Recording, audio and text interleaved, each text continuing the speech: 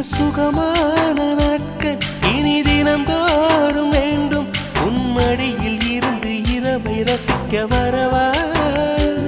அடி உன்னை காணத்தான் நான் கண்கள் வாங்கினேன். உன்னோட சேரத்தான் என் உயிரை தாங்கினேன்.